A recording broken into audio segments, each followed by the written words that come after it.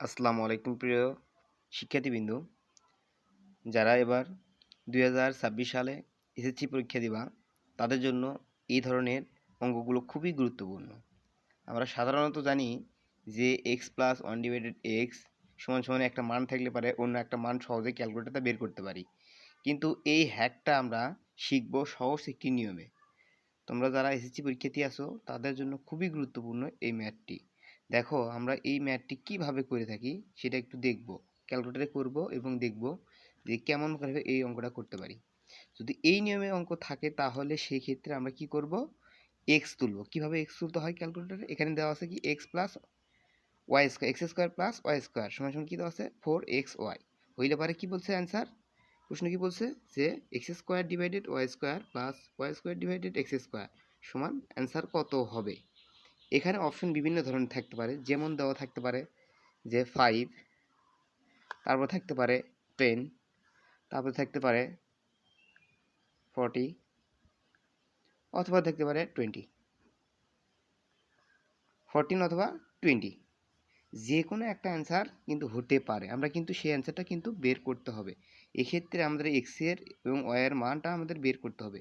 সেক্ষেত্রে আমরা কি করব, এই ক্ষেত্রে এরকম টাইপের অঙ্ক থাকলে আমরা কি করব, প্রথমে এক্স চলক অথবা ওয়াই চলকের ক্ষেত্র থেকে একটা মান ধরে নিব, অথবা এক্সের মান 1 ধরবো, না হয়তো ওয়াইয়ের মান 1 ধরবো, তাহলে কিন্তু অঙ্কটা সহজে বের করা যাবে। তাহলে এখান থেকে আমরা একটা চলকের মান বের করতে পারবো, পরবর্তীতে অন্য একটা চলকের মানটা বসিয়ে দিলেই কিন্তু অঙ্ক দ্রুত হয়ে যাবে। তাহলে সেই ক্ষেত্রে দেখো আমরা কি করব, এক্স তুলব, এক্স তোলার জন্য কি করব, আলফা দিয়ে কি করব এক্স তুললাম, তারপর কি আছে স্কোয়ার আছে, স্কোয়ারের জন্য দেখো এক্স স্কোয়ার আছে, এক্স স্কোয়ার দিলাম, তারপর কি আছে প্লাস, প্লাস আছে না, দেখো প্লাস থাকলে প্লাস দিব। দেওয়ার পরে আমরা কি করব, এখানে আছে যে ওয়াই স্কোয়ার, ওয়াই স্কোয়ারের পরিবর্তে আমরা কি ধরবো 1 ধরে নেব, কি ধরবো 1 ধরে, তারপর কি দেবো স্কোয়ার দিয়ে দিলাম। দেখো এখন আছে কি সমান, এখানে দেওয়া আছে কি সমান, সমান কি আছে এক্স ওয়াই। সেক্ষেত্রে আমরা কি করব, এক্স এর মান যেহেতু আমরা এখান থেকে বের করতে চাচ্ছি, সেক্ষেত্রে আমরা এক্স এর মানটা সহজে বের করব কিভাবে, তো সেক্ষেত্রে আমরা কি করবো 4y লিখব। দেখো 4, তারপর ওয়াই তোলার জন্য কী করবো, আলফাতে প্রেস করলাম, এক্স তুলবো তাই না, সরি আমরা আগে সমান টানতে তুলবো, সমান টানার জন্য কী করবো আলফা ক্যালে চাপ দিলাম, সমান উঠলো।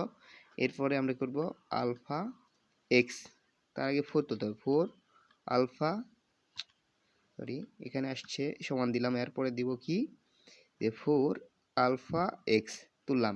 এখন দেখো যে ওয়াই ছিল এখানে, কিন্তু আমরা ওয়াই তুলি নাই, কেন তুলি নাই, কারণ ওয়াই এর মান ধরছিলাম কি 1, তাহলে এখানে 1 দিলেও হয় না দিলেও হয়। সেক্ষেত্রে এখন এখানে এক্স এর রেজাল্ট বের করার জন্য কী করবো, শিফট ক্যাল 1 1 দিলাম চাপ এবং সমানে চাপ দিলাম।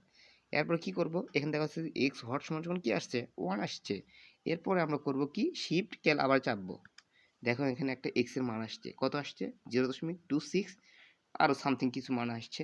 এরপর আমরা কি করব, এরপর আমরা এখানে দেওয়া আছে যেটা, সেটার মানটা আমরা করে ফেলবো। কিভাবে করব, এটা আমরা কাটবো না, এখানে যেটা আছে রাখলাম, রাখার পরে কি করব, এখানে আছে এক্স এর মান আছে এক্স স্কোয়ার, তো এক্স স্কোয়ারের ক্ষেত্রে কি পরিবর্তে আমরা কি লিখবো অ্যান্সার, তারপরে দিব কি স্কোয়ার, তারপর কি আছে ভাগ চিহ্ন আছে, ভাগ চিহ্ন দিলাম, দেওয়ার পর কি আছে ওয়াই, ওয়াই এর মানটা কি ধরছিলাম আমরা ভাইয়া 1 ধরছিলাম, 1 এর পর কি আছে 1 স্কোয়ার আছে, 1 এর পর কি আছে স্কোয়ার আছে, তারপর কি আছে প্লাস আছে, প্লাস দিয়ে দিলাম, দেখো প্লাস দিয়ে দিলাম। এরপর কি আছে y square divided x square, y স্কোয়ারের মান কত, ব্র্যাকেট দিলাম, আমি ব্র্যাকেট দিয়ে অঙ্কগুলো করলে সুবিধা হবে এবং রেজাল্টগুলো একবারে কারেক্ট আসে, এই জন্য ব্র্যাকেট দিয়ে আমরা করলাম।